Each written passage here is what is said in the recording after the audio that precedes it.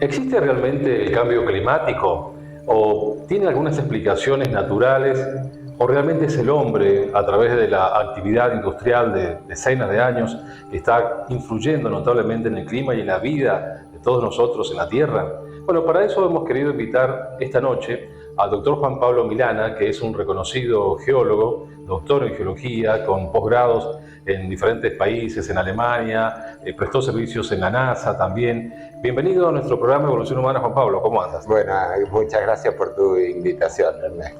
Bueno, la idea, Juan Pablo, es de que en este segmento analicemos si el cambio climático existe, en primer lugar, para de allí ir analizando el resto, los efectos. Muchos dicen, no existe el cambio climático, son los llamados negacionistas, por allí son maltratados por la comunidad científica, porque dicen, ¿cómo no aceptan algo que es totalmente comprobado? Y bueno, esta es un poco la idea, empezar con esta gran pregunta.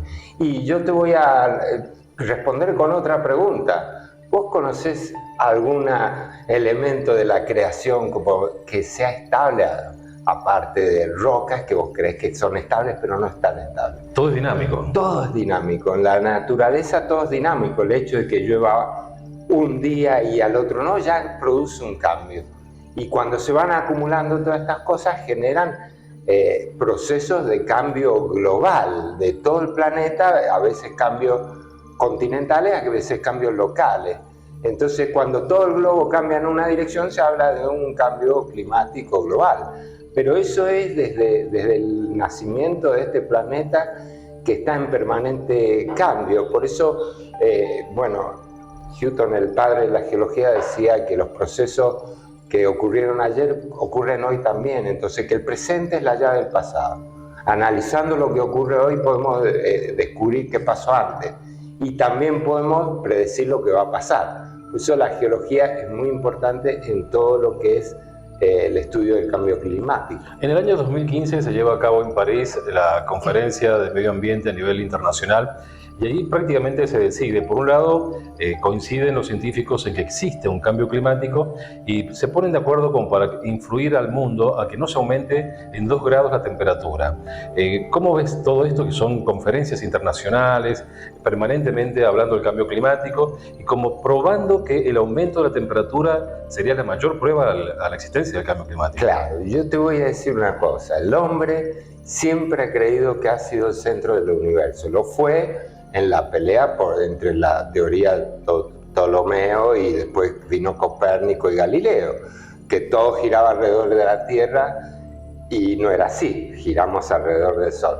Y lo mismo yo creo que va a ocurrir con el cambio climático. Hoy hay una tendencia muy marcada, porque hay un gran negocio atrás, de decir la raza humana es la responsable de estos cambios. Por eso hablan de las cuotas de carbono, que nos tenemos que restringir, lo cual está bien restringirse. Somos animales muy consumistas y hay que cortar con eso, hay que ser un poquito más sustentables, pero que nosotros hayamos creado ese calentamiento por meterle anhídrido carbónico a la naturaleza está en debate, un gran debate. Y te digo, yo mi posición es que es una pamplina. El efecto del sol en la Tierra es impresionante. Se apaga el sol y no hay más vida acá, punto. Seguro. La temperatura va a caer a pero así, a 3 grados Kelvin, o sea, 300 grados para abajo. Dependemos del sol enormemente. Dependemos del sol. Y todavía, te digo porque yo hablo con astrofísicos y heliofísicos, todavía los mecanismos con que el Sol está quemando energía adentro, muchos miles de kilómetros adentro del núcleo, no se conocen porque es imposible saber. Ahora, esta pamplina que tú dices, ¿a quién beneficiaría? ¿A quién hace negocios con estos temas? Y eso, hay una gran cantidad de empresas nuevas que son las que mejor cotizaron en las bolsas los últimos 10 años, que se llaman las Carbon Neutral Companies. Esas compañías agarran tu empresa y te analizan tu huella de carbono y dicen, bueno, vos generás tantas toneladas de anhídrido carbónico y tenés que pagar tantos impuestos. Hoy los impuestos en el primer mundo los manejan estas empresas. Imagínate lo importante que es analizar y neutralizar, porque después viene el negocio de las cuotas de carbono. Esa convención que vos mencionaste establece que el carbono es un contaminante y que tiene que ser neutralizado. cuando no dicen la otra parte de la historia.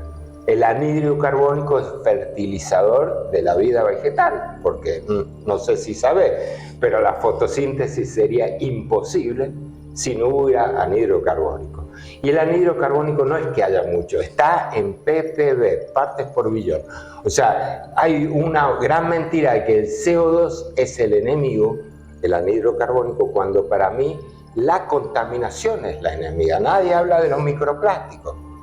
Y la industria del plástico sigue produciendo y cada vez hay más plástico. Islas enteras de plástico. ¿Vos viste lo que es? Es terrible, terrible el hecho de que ya en muchos países se prohibieron las bolsas plásticas. Ahora, algo interesante para hablar con el invitado de esta noche, Juan Pablo Milana, es si realmente existe el antropoceno, que es un término que en el año 2020 se le ocurrió a un premio Nobel de Química y de allí en adelante, bueno, pegó ese nombre de antropoceno. Dentro de lo cuaternario que estamos viviendo ahora sería el Holoceno, realmente la era geológica. Y este químico, bueno, al denominar antropoceno, quiso significar que a través de la industria humana, a través de la conducta humana, hemos modificado nuestro planeta en forma sustancial.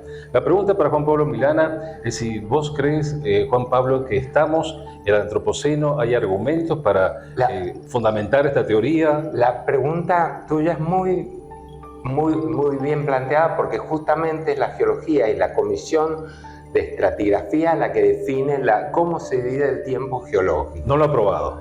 No lo ha aprobado. No lo ha aprobado. Recientemente aprobó 3, pero tampoco hay una propuesta clara de decir dónde empieza.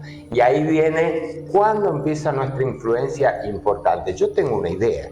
Y mucha gente opina que es la primera explosión atómica. Este planeta era década del 40, libre de tritio. 1945, Hiroshima.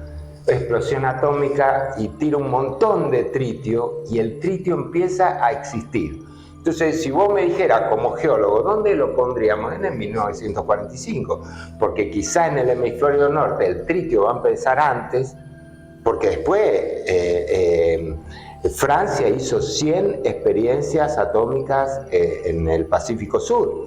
Nosotros tenemos nuestros glaciares un nivel del año 1965 de enriquecimiento, un punto máximo de tritio. Y ahí empezaron a regular las explosiones atmosféricas. Porque algunos, perdón Juan Pablo, dicen que el antropoceno habría iniciado en 1780 con la máquina de vapor, otros dicen con la revolución industrial. Por eso hay que ponerse de acuerdo. Fechas que pero es claro que la influencia del hombre y de la industrialización ha generado un efecto en todos los sistemas. Eso es innegable.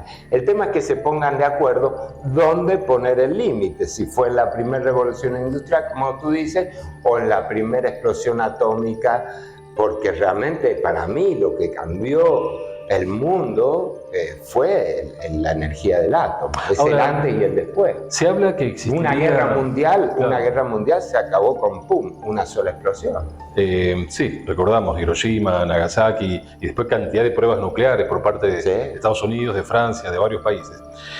Muchos dicen, bueno, el clima está totalmente trastocado porque los huracanes son más fuertes. Nuevamente el hombre está temiendo las lluvias, porque ya no son las lluvias normales, son ciclones con lluvias y vientos de 200 kilómetros por hora, 150, y de allí en adelante dicen, bueno, esto es obra del ser humano, la industria, la tecnología, lo nuclear, como que somos nosotros los autores de nuestra propia mala situación en el planeta Tierra. Realmente nos acusa esta teoría de tanto del cambio climático como del antropoceno, como que no hemos sabido desarrollarnos tecnológicamente en forma de vida, que hemos abusado de la ciencia, de la tecnología. ¿Hasta qué punto eso es cierto? ¿Hasta qué punto la naturaleza ha hecho lo suyo? Es totalmente cierto que tenemos malos hábitos los seres humanos, que ensuciamos mucho más de lo que deberíamos. Vos sabés que fui invitado a ir a la Antártida, y la Antártida para mí, los protocolos que hoy se establecen en la Antártida deberían ser impulsados en todo el planeta, porque por ejemplo, los primeros exploradores se llevaban perros, quisieron plantar un poco de lengas. No, la lenga no progresó, pero el pasto sí. finalmente erradicaron el pasto, porque son especies introducidas. Entonces nosotros no respetamos los ecosistemas, y eso pasó en la Antártida. Vinieron y le llevamos nuestra mugre, y los 27 países firmantes finalmente en el Protocolo de Madrid se pusieron de acuerdo de que no hay que propender a introducir nuevas especies a la Antártida, hay que tratar de protegerla tal como es. Eso por un lado, el ser humano afecta mucho, pero de ahí a que afecte el clima y todo eso es muy complicado. Entonces, a tu pregunta sobre estos grandes huracanes, yo te respondo que nuestra vara es 100 años. ¿Cuánto hace que registramos Río San Juan?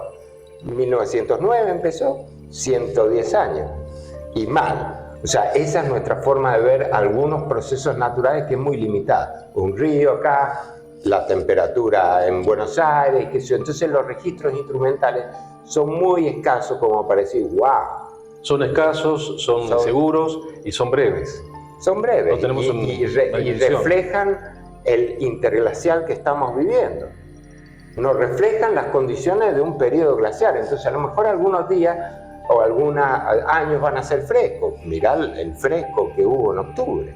Y bueno, pero eso no, eso se tiene que mezclar en un promedio y saber lo que pasa al final. Entonces, en realidad a la gente, a muchos les conviene el desastre. ¿Te consideras un negacionista del cambio climático? No, yo lucro del cambio climático. Yo soy negacionista de la preponderancia del CO2 en el cambio climático. No creo en el efecto invernadero como así lo han establecido. Te digo por qué. Yo he trabajado con las mayores glaciaciones que ha visto este planeta, las del Carbonífero. Hace 323 millones de años, en el Carbonífero, medio planeta estaba bajo hielo. Y parte de San Juan también. Seguro. Y en esa gran glaciación había 10 veces más anhidro carbónico que hoy. O sea, ¿cómo puede ser que el anhidro carbónico esté causando un calentamiento hoy si en el Carbonífero estaba todo helado? Entonces la relación entre la temperatura y el anhidro carbónico es